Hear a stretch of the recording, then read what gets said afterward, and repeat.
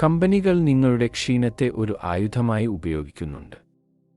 ഇത് വെറുതെ സംഭവിക്കുന്നതല്ല, ഇതൊരു സൈക്കോളജിക്കൽ യുദ്ധതന്ത്രമാണ്.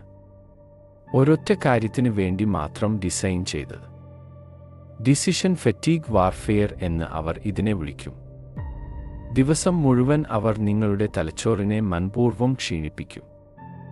അതുകൊണ്ട് രാത്രിയാവുമ്പോൾ നിങ്ങൾക്ക് ചിന്തിക്കാൻ പോലും പറ്റില്ല. എളുപ്പത്തിൽ നിങ്ങൾ സാധനങ്ങൾ വാങ്ങിപ്പോകും. ക്ഷീണിച്ച ഒരു തലച്ചോർ കൂടുതൽ ആലോചിക്കില്ല. അതിനു വേണ്ടത് എന്തെങ്കിലും വാങ്ങിക്കിട്ടുന്ന ആ ഒരു സുഖമാണ്. അവർ തന്നെ അസുഖം ഉണ്ടാക്കും. എന്നിട്ട് അതിനുള്ള മരുന്ന് നിങ്ങൾക്കേ വിൽക്കും.